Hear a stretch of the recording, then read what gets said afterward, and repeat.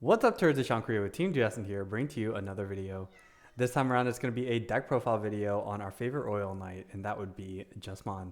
Jesmon is, in my opinion, definitely a top contender for one of the better decks in the format. I don't know if I'd necessarily say best deck because it's there's definitely workaways around it, but I would definitely say it's up there in terms of like explosive capability and just overall consistency.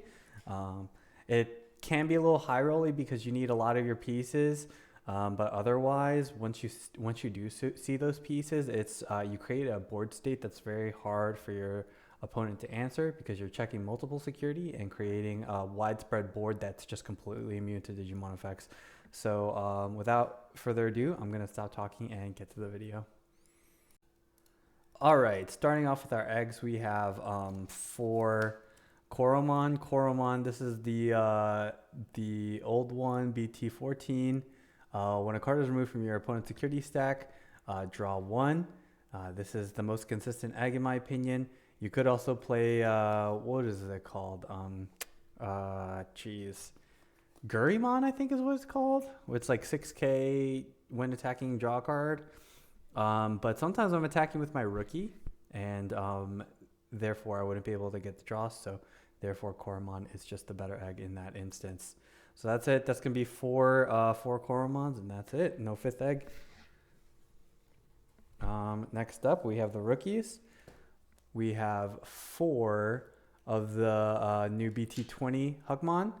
BT20 Hugmon. Start of your main, trash a card with Hugmon or Sistermon in its name, or it'll nice trait in your hand. Draw one, trash one, or draw one, gain a memory, and then all inheritable is all turns your Digimon, or your turn all Digimon get an extra DP. This is just a really good card for cycling and getting that extra draw power to see your pieces. That's why you're running it at 4 of. Next up, to add on to the consistency, it's going to be 4 of the old, what is this, BT6 Hugmon. It's on play, search top 5, add up to 2 Digimon cards with Hugmon, Jesmon, or Sistermon in their name, place the rest of the bottom deck. This is honestly the most broken searcher in the deck. If I could run like 10 of these, I would, to be honest. Being able to search top 5 and add 2 pieces is just way too strong. Any card, in my opinion, that adds 2 is just really, really strong. So that's why you're running at a 4 of. Has to be a 4. There's no exceptions. That's probably the most important rookie in the deck, in my opinion. For the last of the rookies, we're only running 10. It's going to be the BT13 Hugmon. When you play a Sistermon with Sistermon in its name, this Digimon may digivolve into Bauhuck in the hand without paying the cost. Also, when you play a Digimon with Sistermon in its name, gain 1 memory. I'm never really using that your turn effect, to be honest. I'm just having this guy as an extra rookie body, but also the inheritable is kind of nice, so I really don't care. I feel like most of the time I don't care about the your turn effect, but I could see it coming up every now and then, but really it's just a memory gain, an extra rookie body. I guess next up, let's start talking about our sisters here. So we have Sistermon Blanc, on play, trash a card, draw 2, and then you give everything, or you can give a decoy to protect one of your Royal Knights or Hugmon in name. Have this as a 1 of just because obviously searching power in the decoy is nice. I would consider it taking it out, but we'll see how I feel in the future. Next up for this Sistermons, we have the most important Sistermon. This is why we're running at a 4 of. It's going to be Sistermon CL. This is the BT10 one. If it's your turn, one of your Digimon may digivolve into a Digimon card with Royal Knight trait, in your hand for Digivolution cost. When one of your Digimon digivolves into a Digimon with Hugmon in its name or Royal Knight in its trait to gain a memory. There's an argument to go down to 3 on this one, but the way I play the deck is just like ultra consistency, seeing the combo, because you need to see like all of your pieces perfectly. I feel like it's just best to have 4 of everything. So that's why I'm running 4 of this guy. You could go down to 3 if you really want to be ballsy, but I'd rather have the constant combo in my hand, which I really feel like I get off like every game. So next up we have the Star Deck 12 Sistermon CL. Search top 3, add a Hugmon or Royal Knight, trash the rest, and then all of your Digimon with Hugmon or Royal Knight get reboot. Really just playing this for the search power. There's not much else to it other than that. That's why I'm playing this one more of the Blanc. You get to search top 3, and this one specifies Royal Knight trait.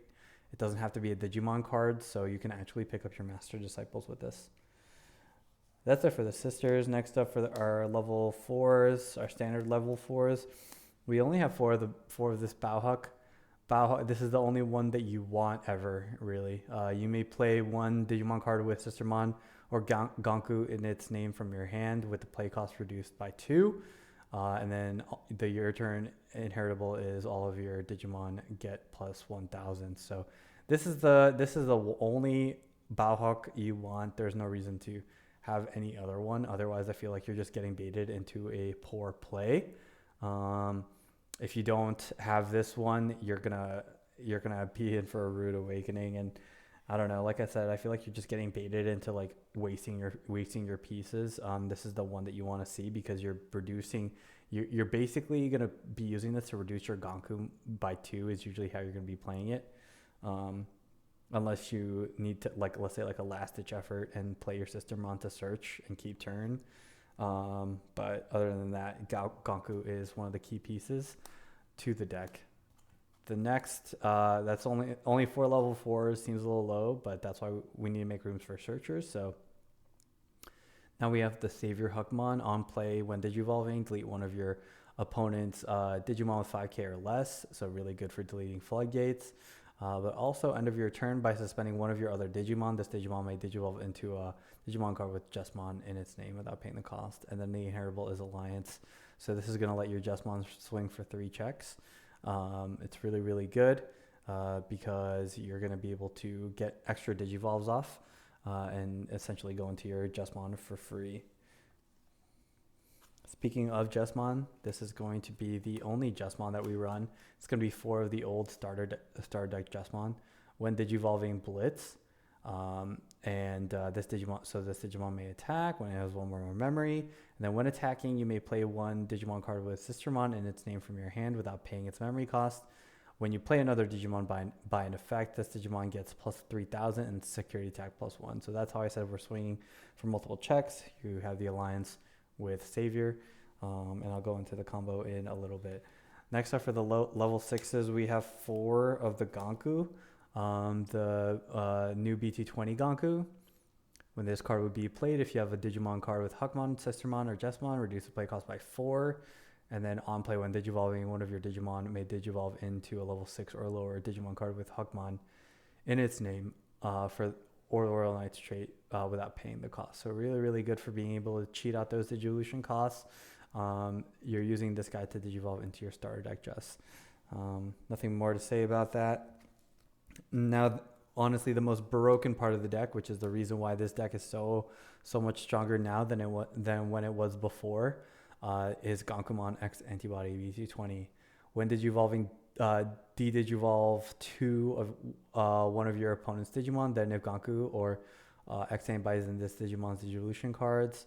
Until the end of your opponent's turn, none of your Digimon are affected by your opponent's Digimon effects. Opponent's turn, all of your Digimon with Sistermon, Huckmon, or Royal Knights get reboot blockers. So this is when you Digivolve on top of Ganku, you're giving your entire board blocker, reboot, and immune ability for the turn. So really, really strong, especially because you're pretty much always threatening the ace in your hand. So this is what facilitates the brokenness of the deck. So that's it for that. And then we have 4 Jesmon GX Ace. Obviously, you can blast Digivolve, but you can also DNA, which is really nice. So DNA for 0, or you can blast Digivolve over any of your level 6s, level 6s. On play, when Digivolving and attacking, place a Royal Knight underneath from the hand or trash. Delete one of your opponent's Digimon with as much or less DP as this Digimon. And then when attacking, this Digimon unsuspends. Then for every 2 Royal Knight cards from this Digimon, Digivolution cards, trash your opponent's top security. So really, really strong. This is your game ender. This is what you want to see all the time. I'm only running 4 of this guy. Now, I was actually running 3 and 1 of the old Jesmon Jesmon GX. Let me see if I have it here. I don't have it nearby. But yeah, so I was running a 3-in-1 split, but there were, I'm not even joking, I think I was counting maybe like 6 different times where I had the old Jesmon in hand. Oh, here it is. This Jesmon GX. I had the old Jesmon GX in hand, and I wish I had this one. There was only a single time where I was happy I had this one, and even then I feel like it just like didn't really make that much of a difference. So that is the main reason why we're running Jesmon GX, is because it's the most broken. So in case you don't know the combo, you're gonna have you're gonna have your Bauhackmon. Okay, Bauhackmon. You can reduce play cost by 2. So then you play Gonku.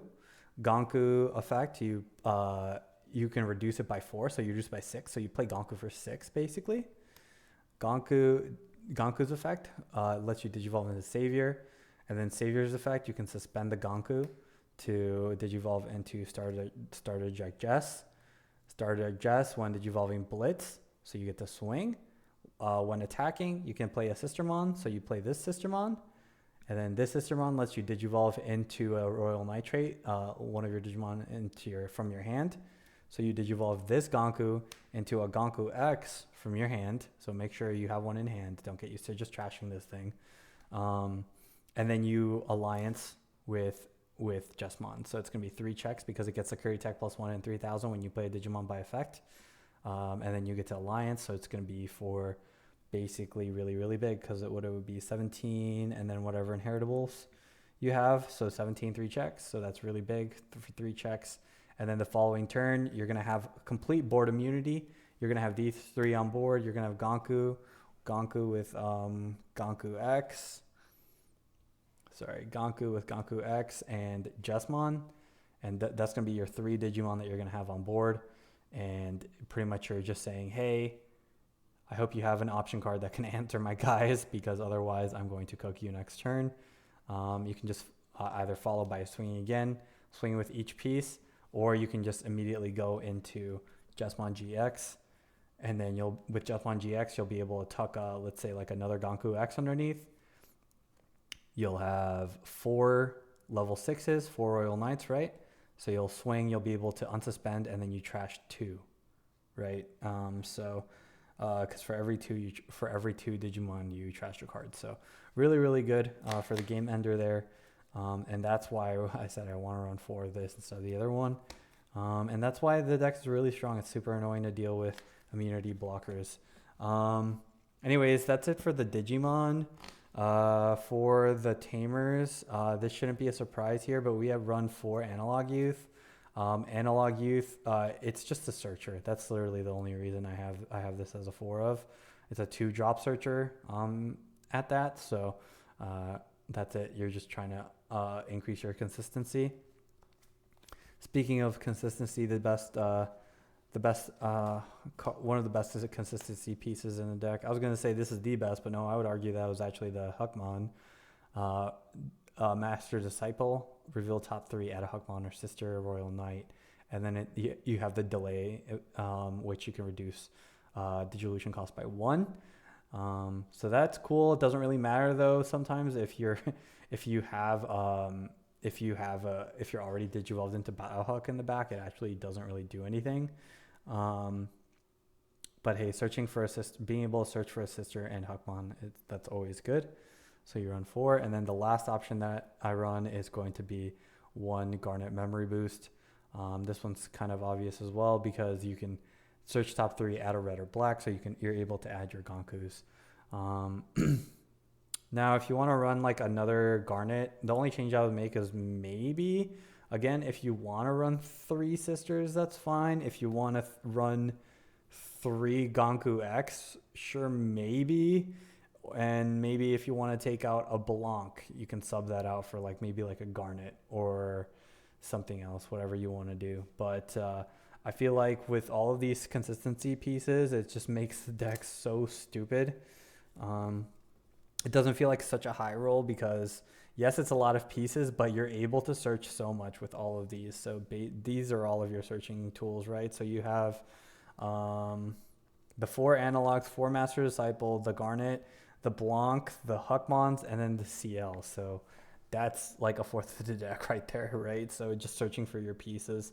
So chances are you are going to see everything, and most of the time I do. So I hope you guys like this video. This was kind of a quick one, very easy. Easy to play, to be honest, but very high reward in terms of explosiveness, I'd say. So hope you guys like this video. I guess if you're curious about how it works into the matchup, it's actually Virus Imperial is actually kind of hard into this because you can't delete anything. You can't delete anything. Virus Imperial matchup, you basically have to go straight into the fighter mode immediately if you want to win. But otherwise, it's really tough because the blockers just completely screw you. Let's see. Sakuya can go either way, I feel like. But if you get your if you just blast off, it's really hard to answer that board. But Valder Arm is kind of annoying. And then what else is there? Royal Knights can be grindy. I guess it's just like who again, if you can just like blast off fast enough. But anyways, that's it. I hope you guys like this quick deck video. Thanks for watching. Peace.